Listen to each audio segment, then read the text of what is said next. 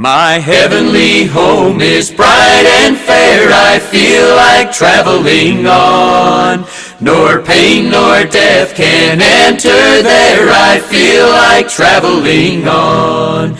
Yes, I feel like traveling on. I feel like traveling on. My heavenly home is bright and fair, I feel like traveling on. It's glittering. We're talking to Reverend AO Hendry. He's going to tell us some of his stories. He's lived in the Myakka, Bethany area for many years, and maybe some of the stories from his grandparents that he can remember. Brother AO, share some of your stories with us. Well, I think the greatest thing about sharing is to think of the past. My grandfather, which was James Madison Hendry, which they called Boss Hendry. He was a circuit riding preacher, and he went all over the state of Florida. But even backing up and not knowing him, I never did. He passed away in 1923, and I wasn't born until 1928. But I was born in Manhattan, Florida, which has been called Oak Knoll and Manhattan. It's a place off of Rutland Ranch, down in the back across Gilly Creek, and it's an area that had orange groves, and there was some houses there for migrant workers, and I had an uncle that lived down there that took care of the groves, and we would visit there off and on. But I was born in one of them houses, and the day I was born, the house burnt down. So we had to leave Manatee County and move to Hardy County. And my dad built a house, a one-room house, out of the slabs from a sawmill, the throwaway slabs. And he built a one-room house. It was about 18 by 18. And that time there was only two of us children, and the third one was born there, and then the fourth one was born there later on. And he was a farmer. We had 10 acres, and we farmed, and what it was that we had homesteaded 10 acres of land, and the man that owned the land didn't like it. So one Sunday he put all his cattle in our field and messed up all the vegetables and the cane patch and all this. And the next Sunday he burnt the house down. So we had to move. And in our life, I guess in my life before I even got grown, we had lived in about 15 different houses in the state of Florida. We had lived in Ona in two different houses. We had moved from Ona to Buffalo, Florida, which is out of Orlando, and we lived there in two different places in two different times. We moved to Fort Christmas, Florida, which is further on from Orlando than Buffalo. And then we left Fort Christmas and went to Crawfordville out of Tallahassee, and we was up there for 6 months.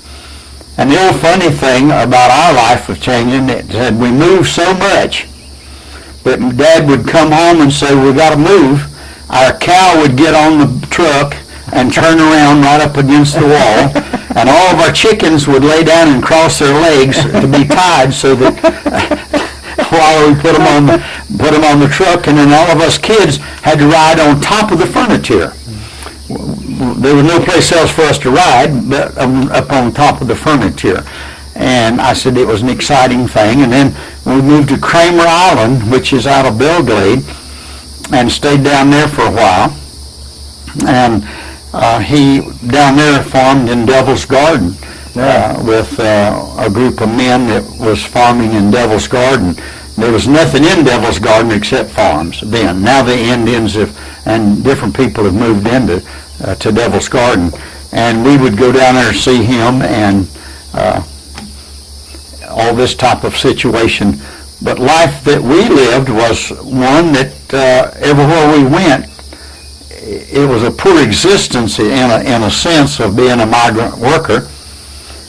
He worked, when I was born, 50 cents a day. And he had to work at least 9 to 10 hours a day in the groves to get 50 cents. Well, time we got up big enough, I was 6 years old, we were picking strawberries for 1 cent a quart. And the strawberries weren't as big as a marble. They were very tiny. Mm-hmm. And take all three of us, the two boys, me and my brother, and my dad and mother, the four of us, it would take us all morning to pick 6 quarts. And so for 6 cents, we would go to Wadis and McLeod over in New Zion and pick strawberries every day. We would go do that. And that was a meager way of getting things, but that's what we did in life. And so they opened the school, New Zion School, in the 30s. I don't remember, because I was 5 years old when I started school at New Zion School, and my brother was 4. Well, me and him got to start school early because they needed 2 students to even open the school. So they found out that I was close enough, and he was 4 years old, and we were the oldest 2 in the community, and so they put us in school, and Miss Lois Roberts. Oh, Miss Lois Roberts, yeah. She was our first teacher, and she helped my brother Bo every day at school because he was too little to sit in a seat, and he would sleep in her lap, and she taught us school, and we went to school, and we walked to school, and our kids, the old joke is that I had to walk 10 miles to school. Well, ours was about 2.5 miles to the school. And we had to go to school in rain or cold weather. It didn't make much difference. And we were barefooted. I got my first pair of shoes when I was 11 years old. And you had to walk through the woods and everything. And if it really rained, we had a pond to cross that was deeper than we were. And I'd put my brother up on my shoulder until the water got to, we would try to get across, And so we did that. And life with us, like I said, was changeable. We had that house and it got burnt down. And then my dad got a job with the federal government in the screwworm eradication program, which was dipping the cattle with strychnine water, and coming back and redoing until they could eradicate the screwworms. They had a special medicine that if you had a cow with screwworms and it was going too far, then you had to kill it. But they had certain medicines. I always called it tar, but it looked Stunk. like Stunk. Yeah, it smelled real bad. I don't know what it was, but you would paint that cow's ear or the head or the body, wherever there were screwworms, you'd paint it with this tar, and that was supposed to kill it. And back then, a lot of human beings caught the screwworms. Yeah. In Wauchula area, in the New Zion area, there was 4 different people died of screwworms that got in their ear and got in their head and killed them.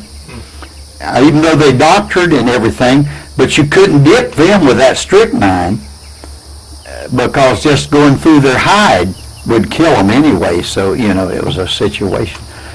And so all the moving and everything gave us really experiences of being different than the other kids, because some of the kids had been there all their life, and here we'd been everywhere. Where's Buffalo? Well, my goodness, it's a little burg up just out of Orlando. We had to go to Orlando every Saturday to buy groceries. And that was a normal thing for country people, was to go to town on Saturday night, Saturday evening. We never worked past noon on Saturday. I don't care what was going on. We went to town Saturday evening. And we did that in Bradenton. When we were out here, we would go to Bradenton. And from New Zion, we'd go to Bradenton sometime. And it was very difficult for us as people, because we had a car that was our tractor and a car. It was an old Buick, four-door Buick, and he'd cut the top of it off and had put an extra wheels on the two back to make it a dually, which was something unheard of. And they didn't know how he done it, but he bolted everything together and put the extra wheels. But we would drive it in the field, and then we would drive it to town and do this. Well, when you were talking about was it your dad with the tick eradication? How often did he make them dip? Every 9 months. Every 9 months he'd come back to the place that he was at before, and then check and see how many cows had been at the different times been dipped by the color. He had green, black, and yellow on paint, and it was waterproof paint because cows that could dip with it and still it didn't come off. So he could ride his horse around and see, well, these don't need dipping because they're not that old. These need dipping, and so then he'd dip what was there.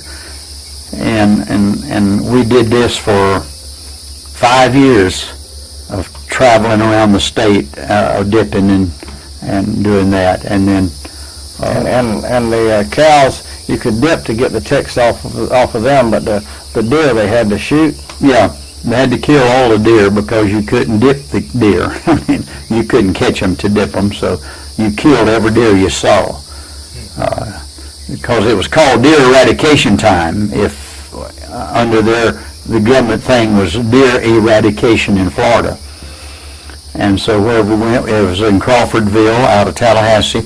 It was to kill deer in that area, and when we was at Fort Christmas, it was all over Orange County and the adjoining counties. And we would even go down as far as Sanford with him on dipping.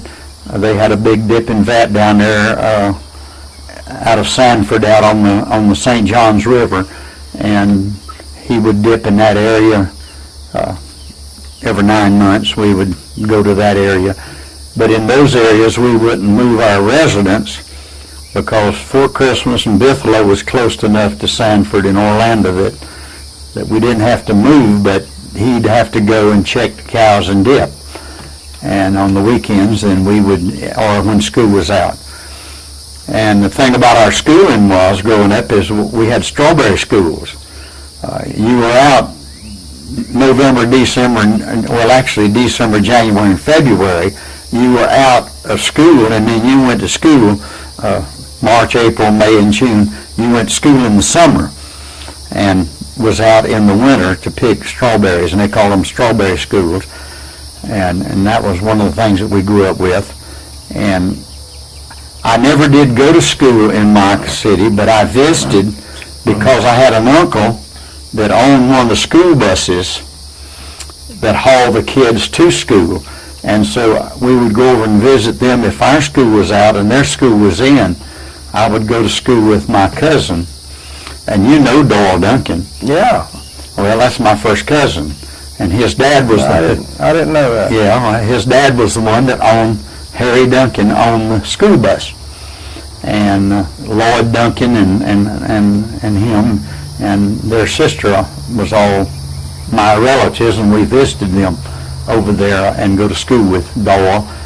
And then in Myakka City, on my mother's side, she was a Duncan. She had 3 sisters, and one was Becky Fox, which lived in New Zion, and her family were there. And then Aunt Ned married a Hendry, which was my daddy's 4th cousin, which Aunt Ned was my great aunt. So, you know, it getting pretty close to marrying relatives, I guess. And all of her kids, Joan, Ness, Magellan Hendry, Jonah Hendry, and there were some others that I don't know. But Aunt Ned lived to be about 98 years old. Fact is, when she was 96, she was painting houses to make money to live on. And she'd get out and get that ladder and go to painting. I mean, so I said, how in the world? I'd tell Trudy everyone out here, I said, I'm 82 years old and I can't even hardly climb a ladder, and she was 96 climbing ladders, painting houses, you know. So you were talking about going to school with relatives there in Myakka? Yeah, at the old school. And Miss, well, back then she moved, but Miss Opal Rooney taught there. Well, she just passed away, 4 weeks ago? 5 weeks ago. She was over 100. And but she went from that school, she taught for a while, then her and her husband went to Puerto Rico and taught for about 22 years in Puerto Rico, and then they moved back. And they built a big house down here on 64, just before you get to the county line. And then she went back to school and taught at the old school as well as the new school. Everybody knows Miss Opal Rooney over there, and did all of that. So these are some of the things of background that put us kin through the Duncans, through the Albritons, through the Paynes, through the Hulls. My grandfather had 17 children. He had 11 children with a first wife and 6 with the second wife. The second wife was Martha Wingate. So all the Wingates over here are kin to us because of my grandmother. She was a Wingate. And the first wife was a Payne, P-A-Y-N-E. And then those kids, 11 kids, well, they married all up and down the world, you know. And so we're kin in this county to about 20 different names. And you were saying, showing us your house a while ago, and part of it is one of the oldest houses in this area. Right. And when we were talking to Adina Hunter, she had part of the old house is still there. It was 2-story, but at one time, that was in Myakka City. That was one of the oldest houses, but it's only got 1 story now. A hurricane or something tore off the top story. Yeah. But well, this one was probably older than hers because on this side was old time farmers, rancher type, small stuff. The Smiths used to, where that smokestack is across there, that fireplace stack. Well, you remember Aunt Bessie Smith and Jack and all them. Well, that's where they were raised years back. And then the Bryants had this place, and then they moved down where Helen Davis, she got another name now, but lives there in that yellow house right down the road here. Because that old house my dad lived in, the old Bryant house when he pastored here, and this one turned out to be the oldest in this part of Manatee County. And the old road going to Braden was right down there. My driveway is the old road to Bradenton from Hardee County. See, now you were born in Manhattan, and the other day we talked to Laddie Durrance. Yeah. And his daddy moved the house from Manhattan out here, right in this area someplace. Yeah. And he was talking about the road that went by the church and Kibler's Ranch, because he worked on Kibler's Ranch, and there was a fork somewhere in here. Down to past Kibler. And it come right through here, and then it went back over a ways after it passed the Dotsons over here, and passed behind LaBranch, Wayne back there, and it went through. You can go over there in their property. Well, mine was till I rocked it. The hump is still there for the old road. Right there, you can look at the fence and see where the old road went through. And then they forded the river down there. They used to have an old wood bridge back when I was real small, and we'd come over this way, and they had an old wood bridge down there.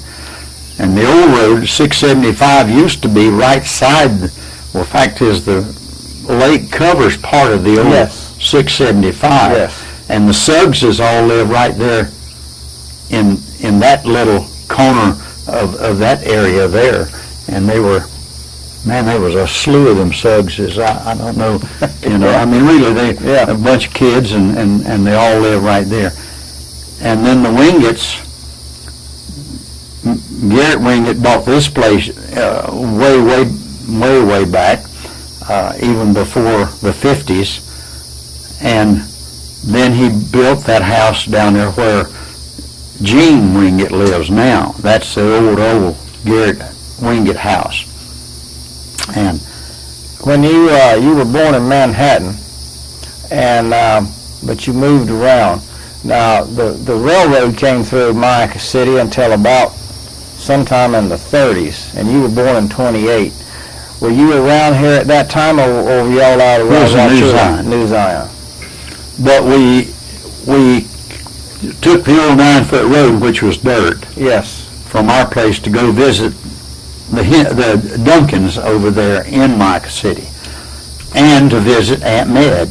We would, because my mother would go visit her because it was her aunt, and we would visit them and see those kids, and we were kin to the Robertses in that area too, and the Stevenses, and the Haydens. You remember in church, Miss Holly and Dempsey. Mm-hmm. Holly Hayden was my dad's third cousin, because her mother was a Wingett and my grandmother was a Wingett, and so that throwed her and Daddy being third cousins.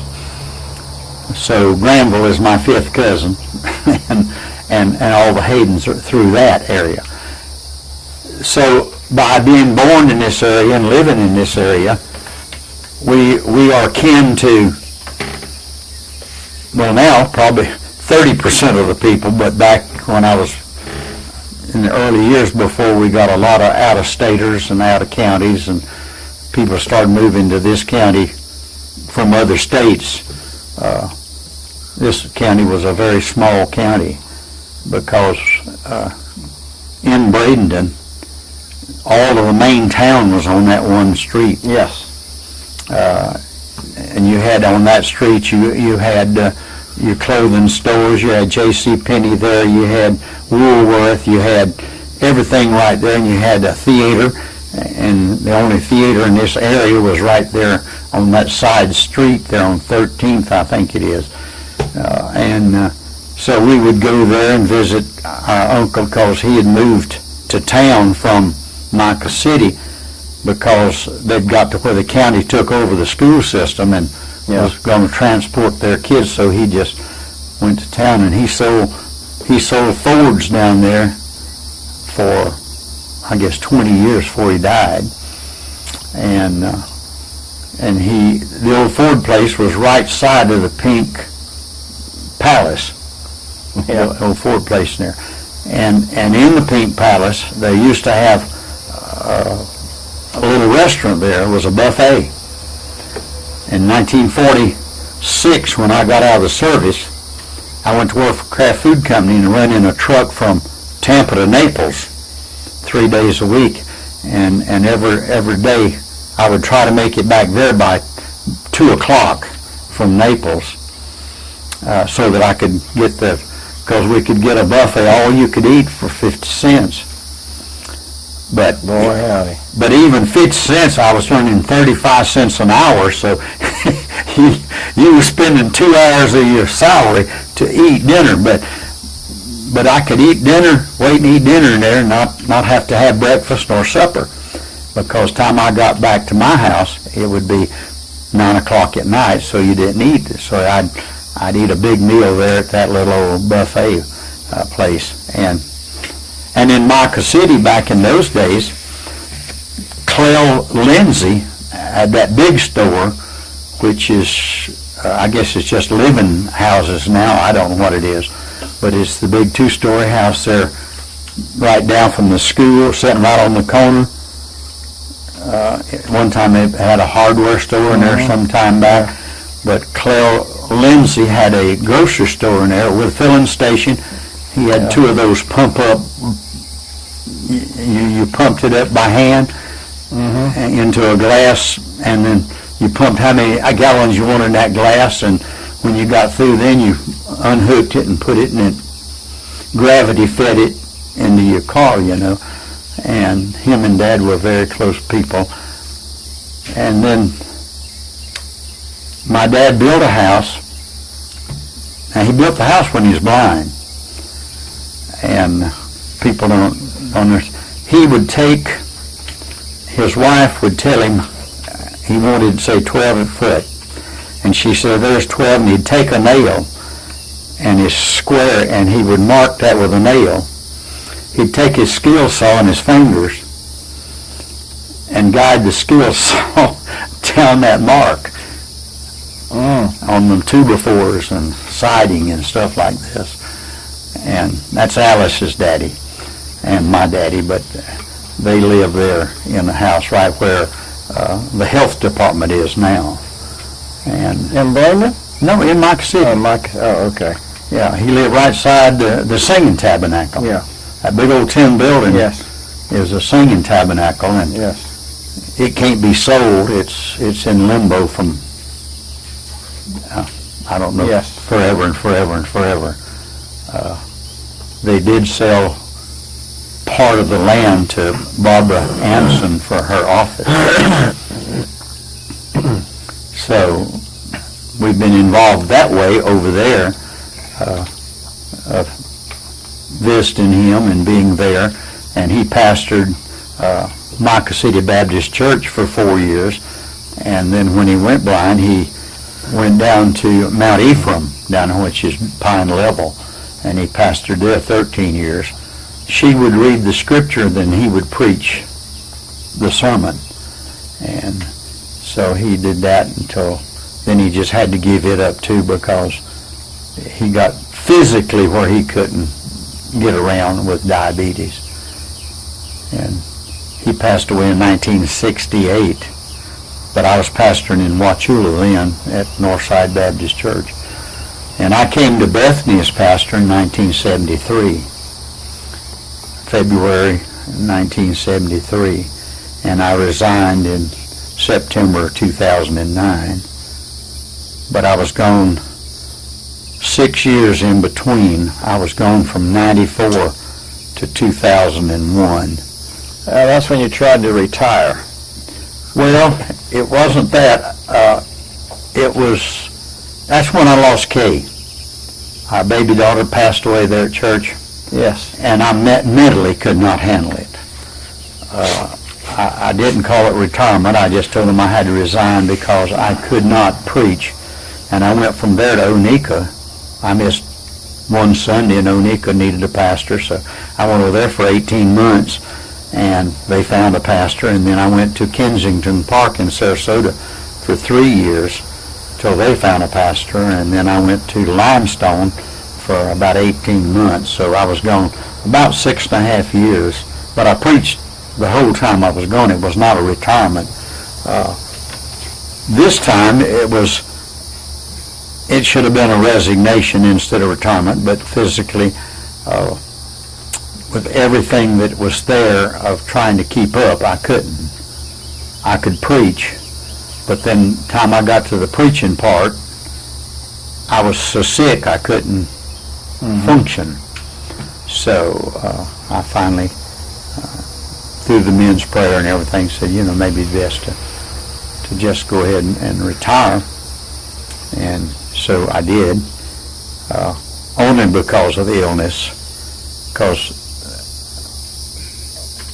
that chemotherapy come close to killing me to start with. I mean, that stuff is tough stuff. Yeah.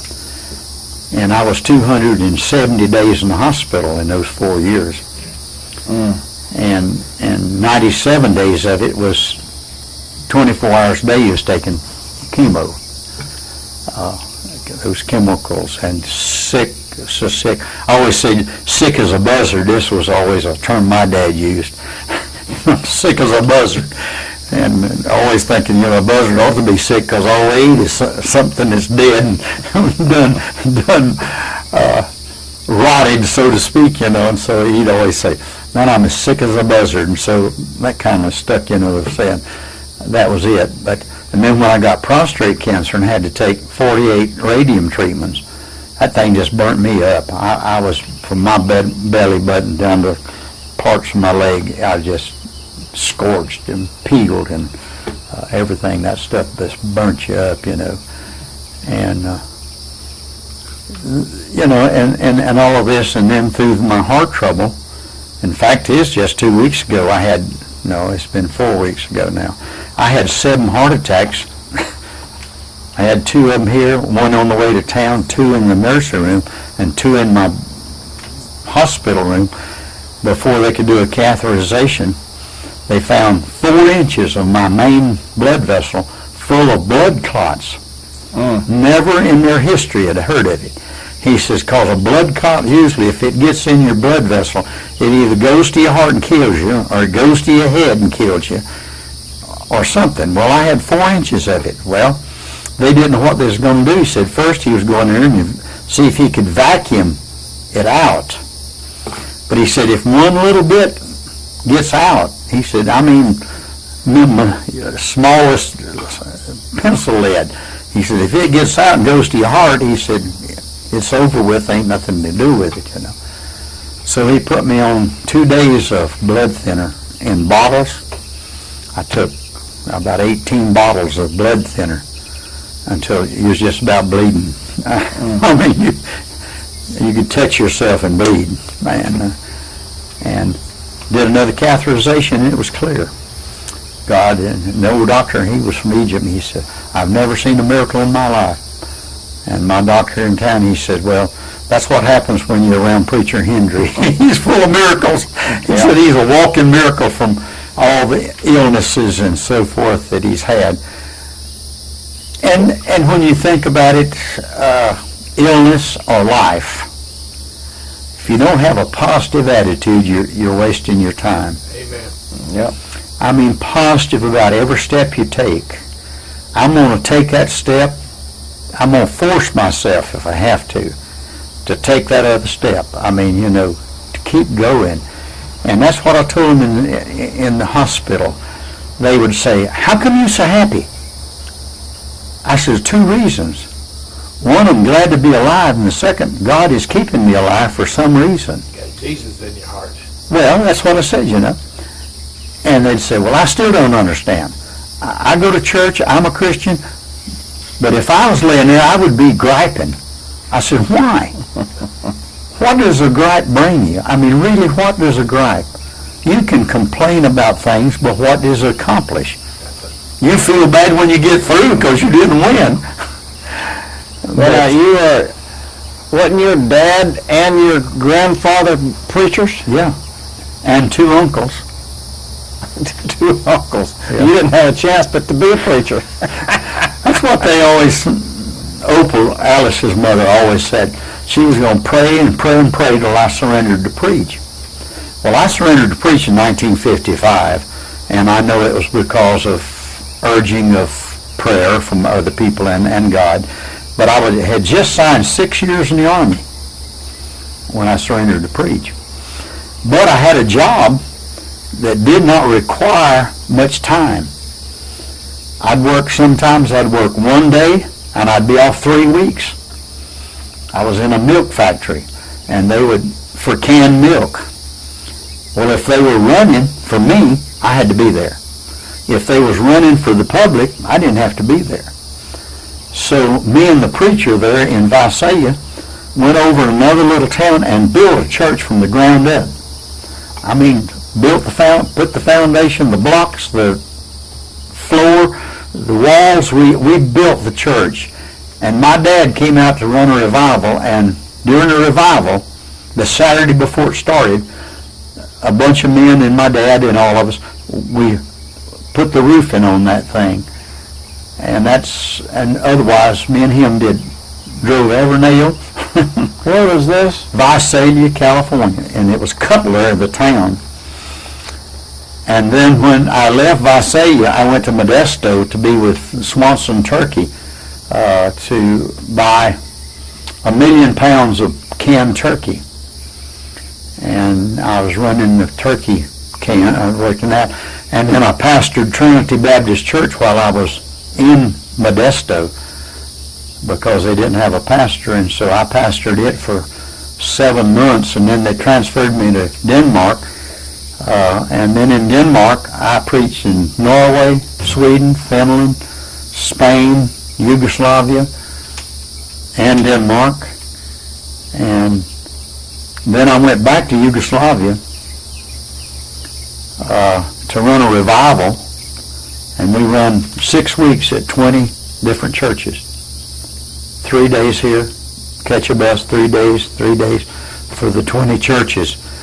And I talked to Joseph Tito, the president or the head communist of there, and they thought I was going to get my head cut off because I asked him about being a Christian.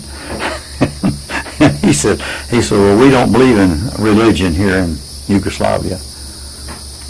And I said, well, that don't change nothing.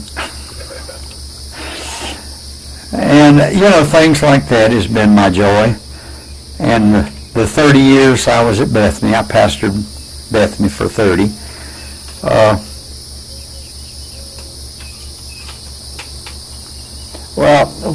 You got out of the military in 1960. In 1960? Mm-hmm. I had 17 years in.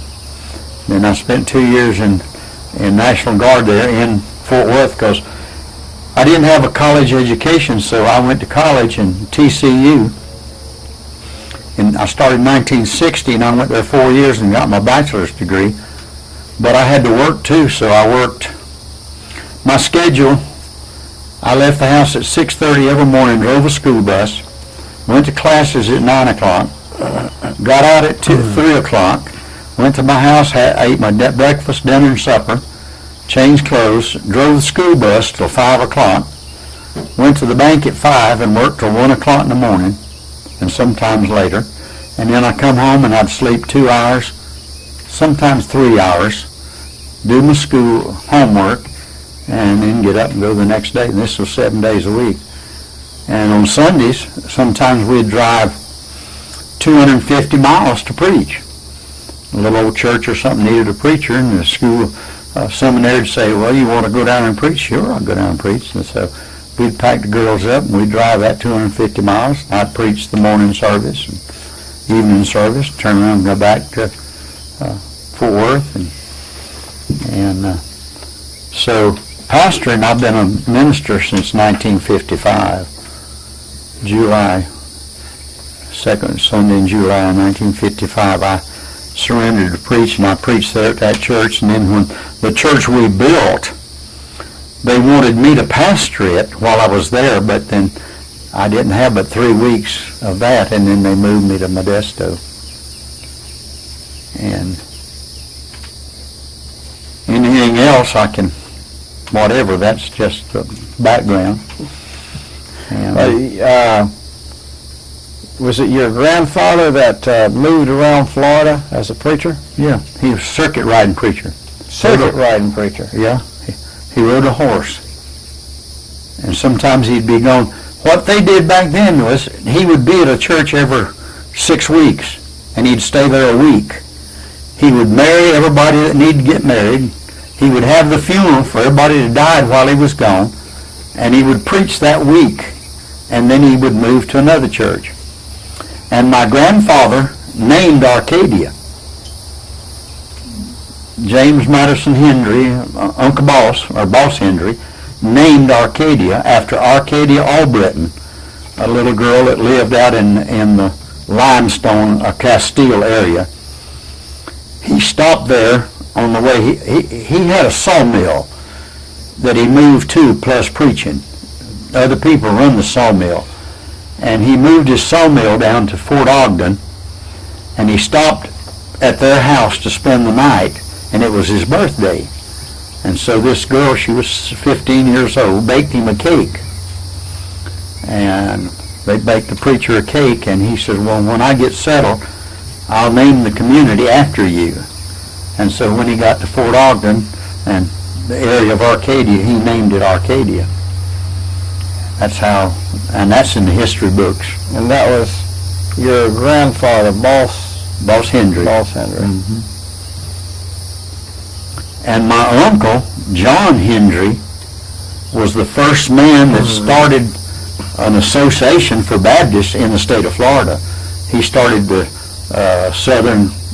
South Florida Baptist Association, which covered Lakeland area, part of Plant City, this area, that area. He started that with a group of men to have an association of churches where they could all meet together for special meetings. And back in those days, what they did, even at local churches, even at New Zion, and even at Bethany, when my grandfather pastored Bethany, well, basically he was the beginner of Bethany Baptist Church. He pastored here earlier at Rye Baptist Church of Christ, which was across the creek down there, that burnt down. But when they moved and got the place there from the logging people, then he was the first pastor there. And then my uncle, which was Lardner A.O. Hendry, which is a picture on the wall, is my dad's brother. He pastored there then. And then Oscar Roberts, which was O.C., or well, they called him O.O. Oscar Roberts. He's got a picture too. He pastored there. And then my dad pastored there in 49, 50, and then he went back when Wolf had to resign. Robert Wolf, him and the piano player run off together, and so he resigned, and so the Wolf kids are all from Shirley. You were talking about at Rye. Now this Verna Bethany Road, if it would go across 64, Doglegs back, and went through Manhattan, and it went to Rye. That's right. Yes. But Rye itself is on Rye Road. Yes. Yes. But you had to cross Gilly Creek, plus you had to cross another, well, a branch of Manatee River, excuse me. There at the ball field, theoretically, that is the road to Manhattan, right side the ball field. Now they've built houses, so they've opened that up. But when Rutland had it, there was a gate there, but you couldn't go through. But you can still now go, if you got something, you can drive that and go all the way to Manhattan and through the woods. Still, the road aspect is still there. I do remember moving all of the railroad tracks over off of there, right behind, well, at the time, Claude Phillips lived there in that one house that's some kind of electrical, and I can't think of her name. Diana's her first name, but they came to church there, but they live right there in that one house by itself where you get to Yancey Dairy. Okay. Right behind that still belongs to the railroad. Goes all the way through Yancey's property, all the way down. They can use it, but it's still titled to the railroad company, all the way to Arcadia. And fact is, right in the front of the Dakin dairies, it's on the other side of the road. Yeah. That railroad property is. But back in the earlier times, as far as railroads, the railroad that came through Bradenton went all the way to Boga Grande. From Tampa to Boga Grande, it run every day. And my uncle, on my mother's side, was one of the conductors on that, and Trude's uncle, on her daddy's side, was the engineer of that. So we rode that train several times to Boga Grande and back just to be driving. It goes through Sarasota and went through Venice and all down to Boga Grande there through Inglewood. And but now they've killed that. And I do remember when they built the airfield out here at the airport for the British flyers. Mm-hmm. And boy, there was some kind of set to about it because these were foreigners. Yeah. and they were over here. We were training foreigners because they built that before we ever got into the basic war. And they built one there, and they built one in Avon Park. They built one in Stewart. And so when I was 16 years old, my dad had went to Tampa and started working at the shipyard up there, his first real job, if you call it job. And I went to work for the petroleum company up there. And so I would drive 5,000 gallons of plane fuel all the way over to Fort Pierce at 16 years old, because you didn't have to have driver's license when I was 16, but right after that everybody had to have a driver's license. And so I did that for a while, but all you got was 30 cents an hour. Yeah. But then when I went with Kraft, it was a regular Monday through Saturday at 35 cents an hour. And me and Trude's been married 63 years. We've got 24 grandkids and 28 great-grandkids. And I hope to live till I get a great-grandkid. Great. I got two prospects. One's he's 18 and he's going with a girl, so they may get married. So if they do it in the next 2 or 3 years, maybe I'll live to get a great. But when you stop and think about life, if God's in your life, nothing matters. Nothing matters. If you look at life in reality, we're in worse shape right this minute than we were when we got married. Because we're getting less money right now than I was getting at 35 cents an hour for 100 hours a week work. And it really, after a while it gets, and the funniest thing was that I applied for food stamps and they accepted me. I get $20 a month. I called them up, I said, that's 2 gallons of milk and 2 loaves of bread. They said, at least you got milk and bread. I said, but it's hard to make gravy out of that bread. But anyway, when you trust God, it really doesn't matter. Me and her spend more time just sitting on that swing, holding hands and just recounting the blessings that I've had coming from the backwoods of Manatee, Hardee County, to be able to go to college, which 75% of the boys that was raised over there that I know I grew up with did not have that opportunity. Go through college, go through 3 years of seminary, travel this world and see the places we've been. And in World War II, I was on a ship. I was never in danger as far as I knew, except one time. We had a U-boat, German U-boat, follow us for 3 days. But he could never get close enough to us to torpedo us, but he was there. But this was at close to the end of the war. They'd done sign the Declaration of Cessation, but he was still, I guess he'd never heard about it. And then when we went to Japan, we got there just 2 weeks after they had signed the armistice over there with Japan, so we were there just to pick up troops and bring them back home. And I say the blessing of life is, my dad never got past the 4th grade, but he could preach a sermon that would touch your heart no matter what, because he loved the Lord that much. He depended on God. And I always say to people, if I can't be happy in my condition now, I'm the saddest human being living. Because when them nurses would come in my room, I may be just as out of it as I could be. And I'd hear them come in, I'd open my eyes and I'd put a smile on myself. Well, hey, good looking, how are you doing? I said, I'm just doing great. She says, how you feel? Do you need some medicine for? I said, I don't need nothing but you, just seeing you.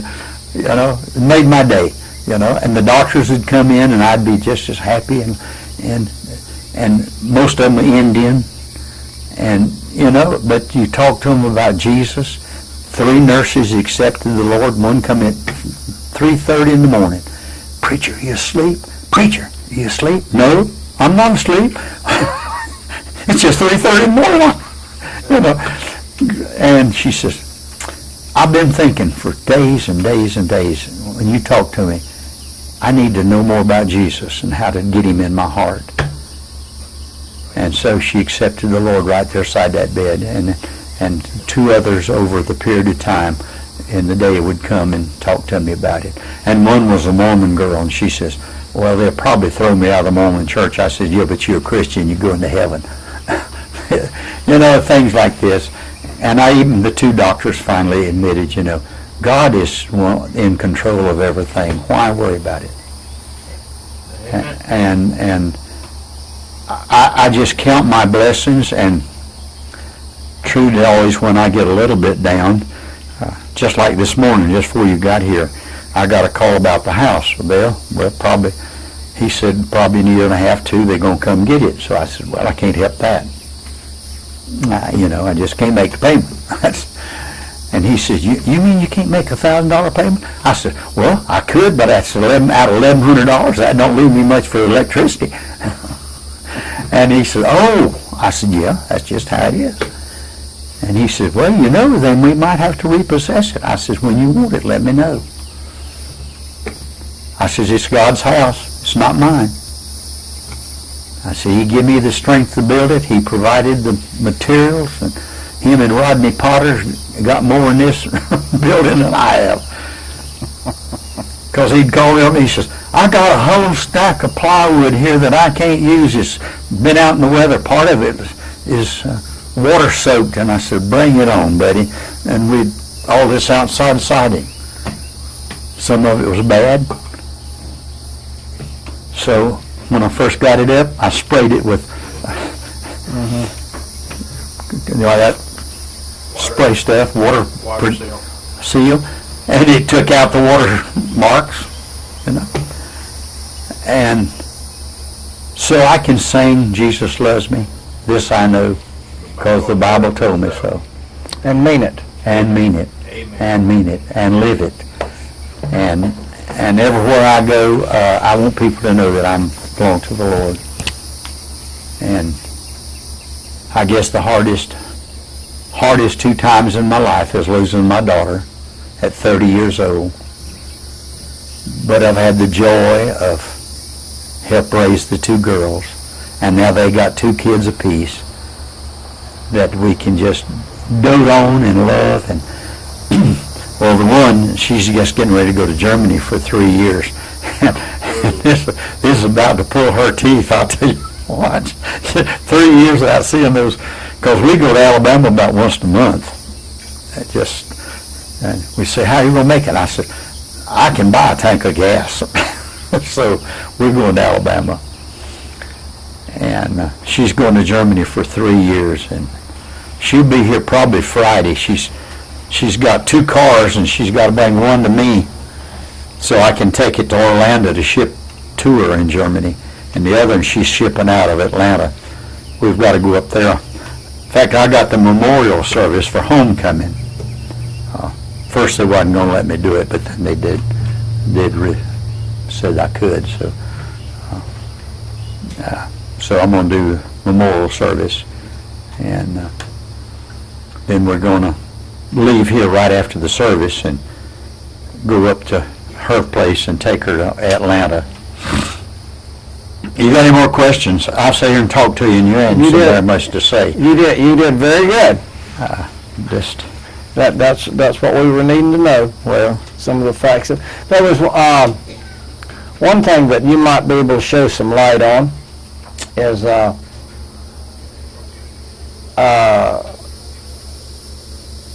we'd never find those old brush arbors that they used to have, or where those little old bitty cemeteries were. But there's a cemetery at Kibler Ranch. 1 acre. Bethany bought an acre from the school board way back in the 1800s. How do you get to that one? Well, you have to go down. Or can you? Yeah, it's open. They can't keep us out. We go down Fact is, well, I'm president of the cemetery committee for Bethany, even still now. They can't take that. That's a separate corporation. We set that aside, I guess, when Steve Aaron was pastor. He wanted the money to spend on other things at the church, and so I went to Tallahassee and got them to make a cooperation out of it. And so it's a separate entity. The church has no control over it whatsoever. Me and Jackie Wingate and Clyde Hine and Melvin Hayden and Janie Cannon, we're the committee for cemetery. We've been paying a boy every 6 months to go down there and mow it and fix it.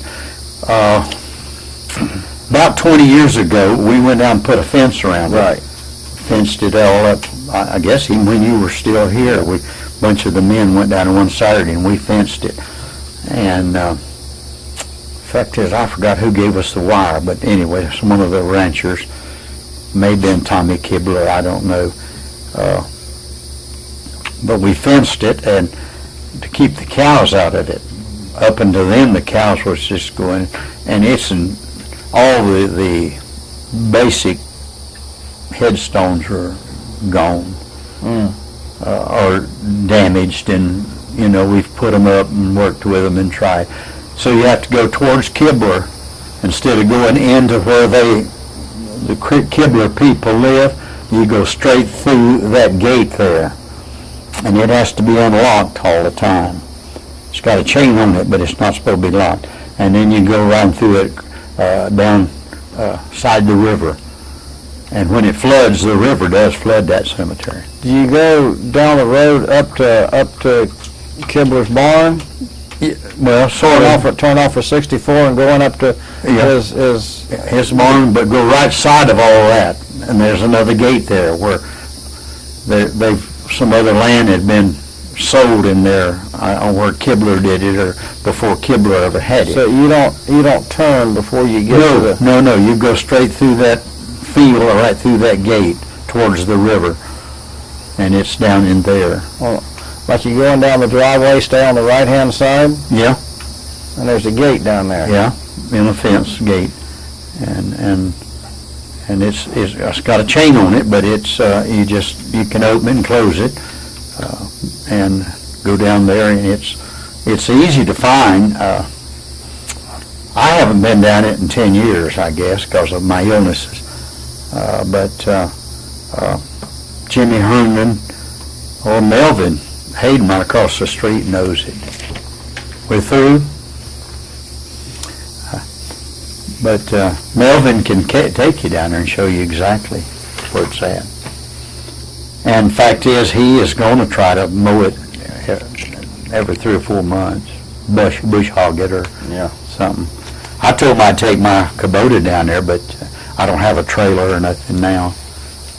My son-in-law took my trailer to Alabama and keep me from using it.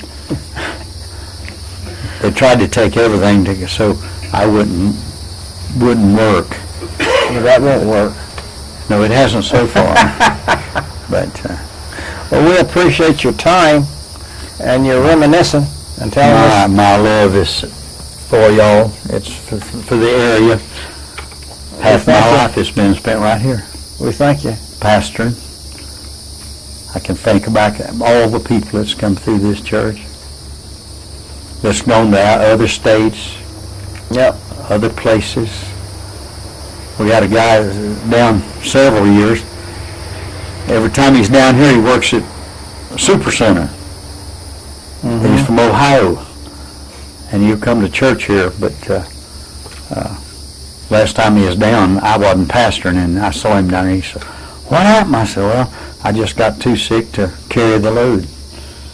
And so I said, "But I'm looking for another church. I'm gonna preach somewhere, if it's interim or part-time or whatever it takes." I've put it in up in Alabama, and I've put it in over at Avon Park, and I sent one to Punta Gorda the other day, and if God deems it, then that's what I'll do. If he don't, I'll rake leaves and praise the Lord. That's right. Well, we thank you.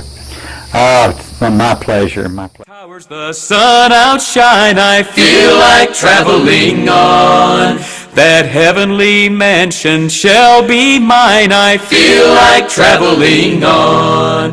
Yes, I feel like traveling on. I feel like traveling on. My heavenly home is bright and fair, I feel like traveling.